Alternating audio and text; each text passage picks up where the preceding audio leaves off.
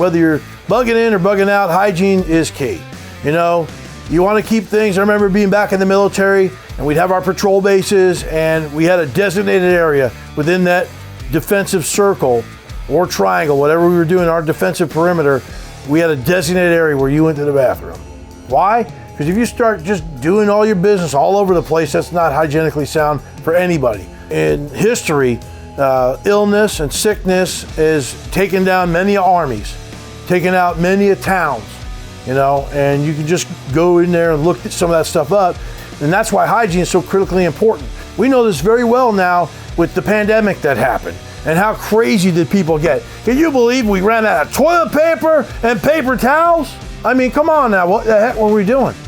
And then people were buying up all the bleach and all the cleaning supplies. Their shelves were empty because people were scared, legitimately.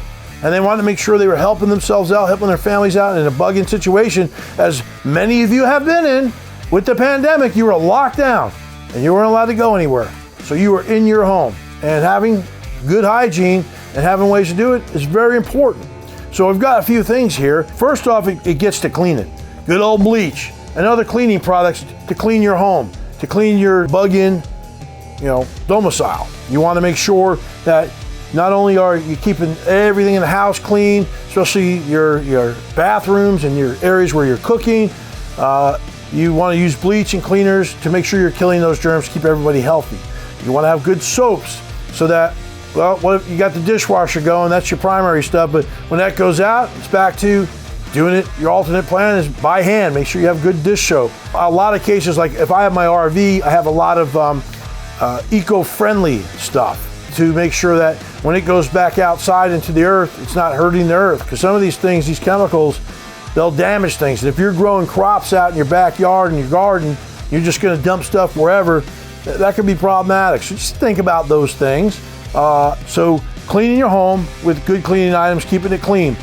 Also yourself, you got great handy sanitizer out there. Good old-fashioned soap works with some water.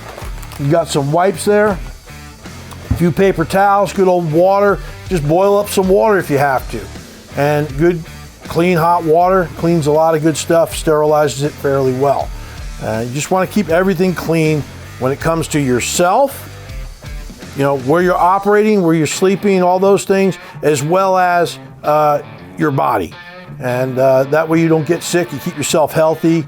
Think about things in your home, having backup, if your air filter system's working, having replacement filters for how long you're going to be bugged in at. If you can't get down to the store and the one filter you have, that's most of them in your air systems for your HVAC are only good for 30 days. What do you do after that? You want to try and keep everything fresh, keep yourself healthy so you don't have other problems. Now, for the ladies, make sure you have plenty of feminine hygiene supplies on hand. You're going to need that stuff for the long haul. Taking a shower, primary is your shower system that's going, but when it goes down, then what? If you have a pool, that could be an option. The local lake or stream, that could be an option. They have camp showers. I mean, you just hang them, they work off gravity. Maybe you have one outside you've already built with your rain system where you're catching all this rainwater. When I was in some of the war zones I was in, especially in the Gulf War, they had you go out there and you pull on the little lever and it releases all that nice cold rainwater on you through a shower spigot, but it's all gravity fed. It's the same principle as these camp showers that you hang up. You fill up the bag and it just works off gravity. You could even take one of these old buckets that you had your food in and you can just fill it with water. You can jam a bunch of little holes in this thing and let it drip on you. You could even design it to where, necessity is the mother of invention, right? MacGyver it out. Cut a hole in there, go to your local, home improvement store and get just screw in one of those heads, put some glue on it. You just made yourself a gravity shower and only cost you a couple of bucks to get some glue in that piece right there. But my point is, you could even get this water jug here, have your friend, all right, you ready? Like we used to do out there in Iraq, and dump it on you out in the field, and wash yourself up. The point is, you want to stay hygienically clean. Now where do you go to the bathroom at? Now, primary obviously is your toilet in the home, but what if that goes out? You're not going to want that stuff sitting in your toilet. And so you can buy one of these nice portable Johns. You can sit on this thing. I'm not sure what the the tensile weight is on this thing, but it seems it's pretty strongly made. And so you got a little netting in here, and it comes with these little bags that you put in there. So pop the bag in there. It's got that netting, put the bag in there, do your business, pull that bag out. You're not gonna wanna put feces and urine in the same bag and tie it up. That stuff can come together very explosive, and you don't want one of those smelly bombs going up on you. You can also get another 5-gallon bucket jug. You can get a toilet seat cover and put it on there and have a portable pail, or just do everything, your business, in this pail. And then you take it outside into the wood line, wherever. Now, if you're in an apartment, that might not work so well, but where you dispose of this stuff, be smart about it.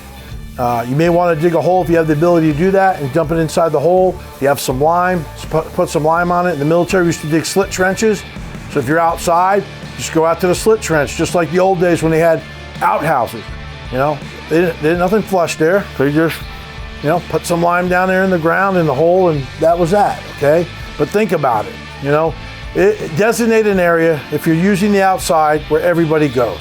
Set up a tarp around it, give people privacy, whatever.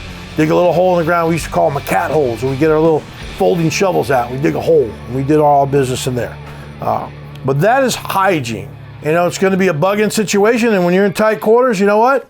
Everyone's going to appreciate you a lot more if you clean your act.